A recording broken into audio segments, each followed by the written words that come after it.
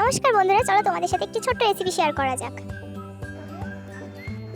চলো প্রথমে কিনে নিয়েছি পেঁয়াজ, আদা, রসুন, টমেটো, আলু আর কিছু কাজু বাদাম। সেগুলো এখন পেস্ট করে নিই। চলো এবার ধুয়ে রাখা মাংসতে ভালো করে পেস্টটি মিক্স করা যাক। দেখতে পাচ্ছ মিক্স হয়ে গেছে। এবার কিছুক্ষণ মাংস ঢেকে রাখার পরে কড়াইতে তেল দেওয়া হয়ে গেছে। তেল দেওয়ার পরে তেলটা যখন হালকা গরম হয়ে আসবে তখন আমরা দিয়ে দেবো পেঁয়াজ। কেটে রাখা পেঁয়াজ আমরা দিয়ে দেবো কড়াইতে। ভালো করে বেশ পেঁয়াজটা লাল লাল করে ভাজা হয়ে যাবে। তারপর পেঁয়াজটা তুলে নেব। এবার যে কাজুটা রেখেছিলাম সেটা আমরা দিয়ে দেবো। বেশ ভালো করে নাড়াচাড়া দিয়ে এটাও একটু লাল লাল করে ভেজে নেব। চলো এবার দারচিনি, এলাচ, লবঙ্গ, তেজপাতা ভালো করে ভেজে নিই।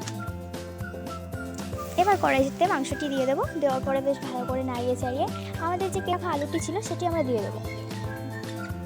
এবার আমাদের ভেজে রাখা কাজু এবং পেঁয়াজের পেস্ট করে নেব। আগে থেকে আমি লঙ্কা গুঁড়ো, জিরে গুঁড়ো, ধনিয়া পাউডার বাটিতে মিক্স করে রেখেছিলাম। এবার এটি আমি দিয়ে দিচ্ছি কড়াইতে। দেওয়ার ভালো করে বেশ নাড়িয়ে চাড়িয়ে কেটে রাখা টমেটোটা দিয়ে দিলাম। তারপর একটু লবণ, একটু হলুদ দিয়ে ভালো করে কষিয়ে নেব।